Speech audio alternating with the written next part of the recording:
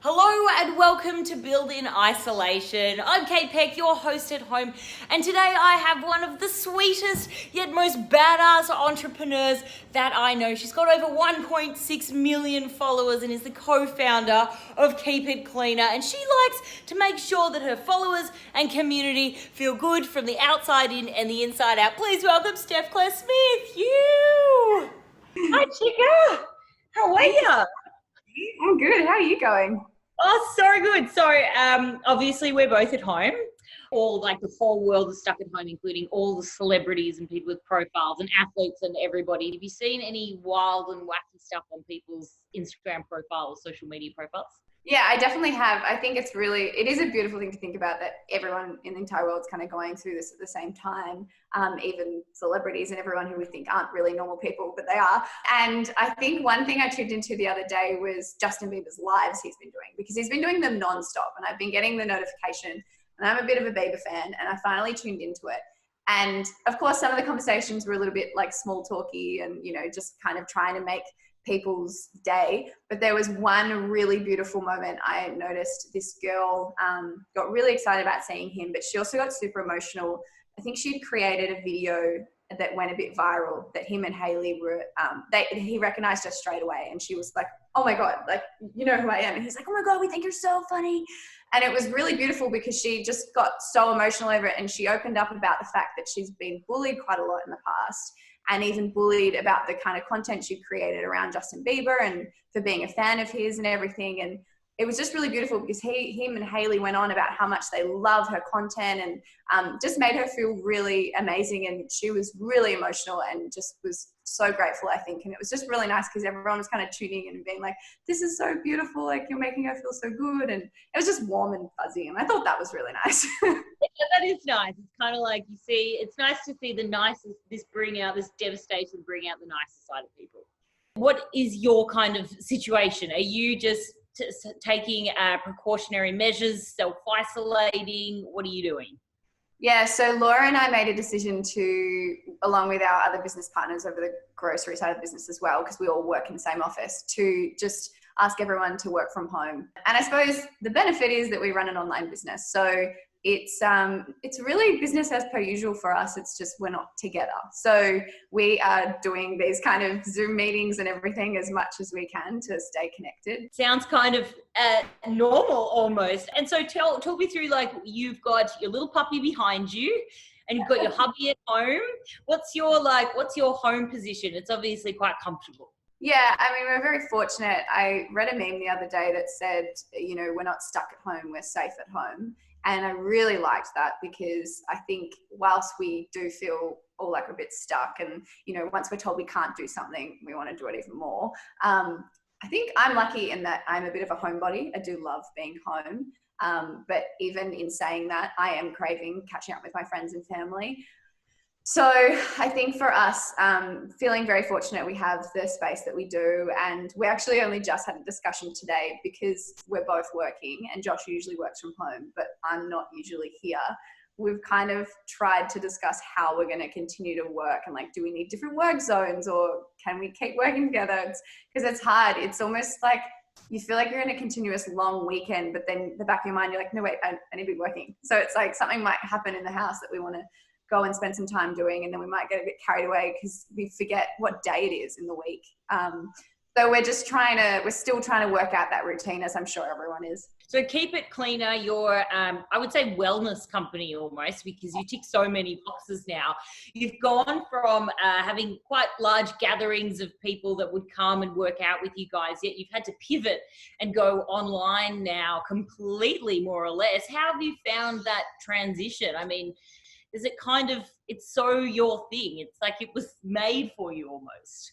Well, I mean, we love those kind of events where we can, get to know the girls in person and see them and meet them. Like, they're awesome events, but I think we're just lucky in that we have such an active community online.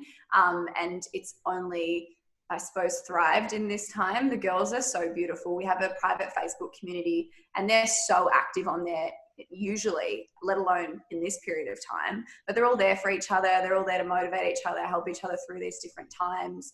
And it's just really, it's a really beautiful community to be a part of. Laura and I just see ourselves as a part of that community. We're just one of the girls. And I suppose, again, like I said earlier, we're just fortunate as an online business that we have been able to continue, because obviously it's been a really scary and tragic time. I have a lot of friends in business who are in a really scary position, and my heart and thoughts are out to anyone who might have lost a job or who's struggling with their business, because it's just so scary. It's so uncertain. So yeah, I suppose we're just trying to continue for as much as we can and do what we can.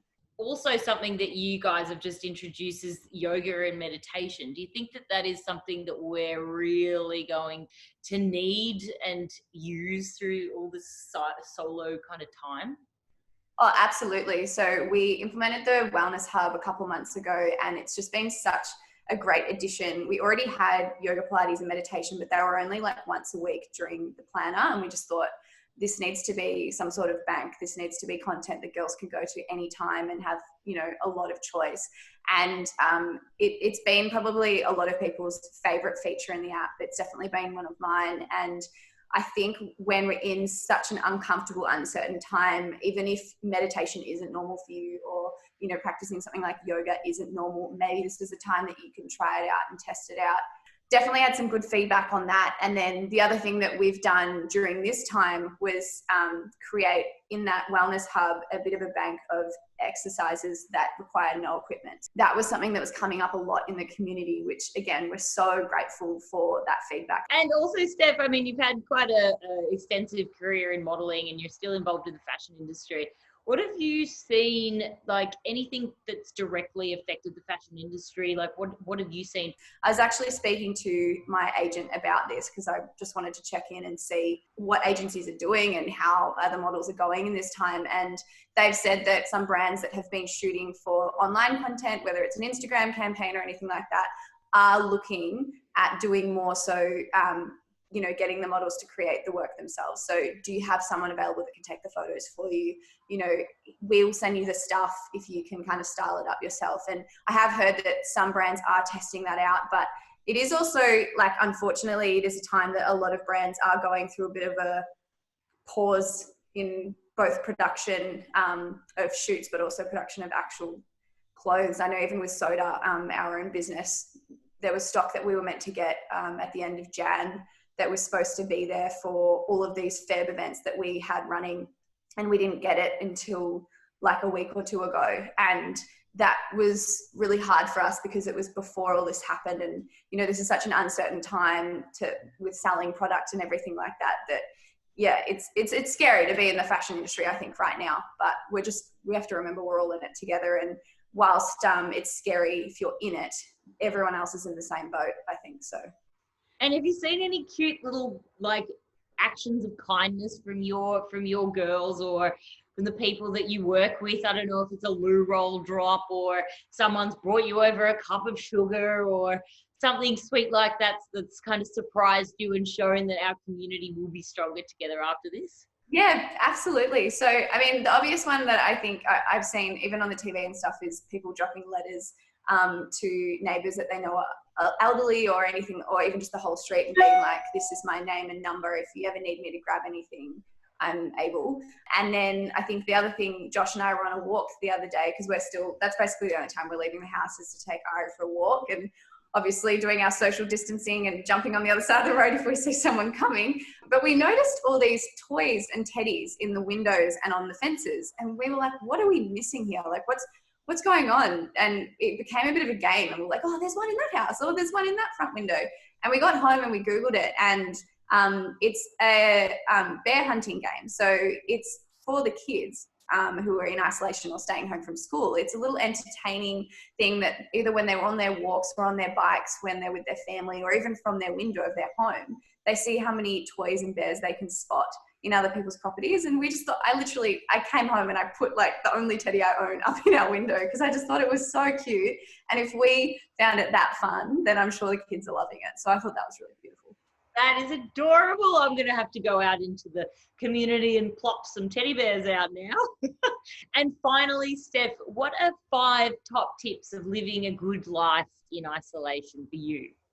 So I think I mean, this is obviously going to be a little bit different for everyone, but I think my number one thing is to stay connected with friends and family. I think whilst I am someone who loves my alone time, it is, I feel almost, it's so important to stay connected with the outside world, particularly those who do live on their own. I mean, I'm fortunate I've got Josh who lives here with me to keep me entertained, and Ari, a dog, a companion. For those of you who are living on their own, but even those who are with a big family, connect with your friends and family online. We are so fortunate that we're in a time when we can do that. I mean, imagine going through this back in the day when there wasn't things like phones or internet or Zoom or house party or anything. It would have been so much harder. So that's a big one.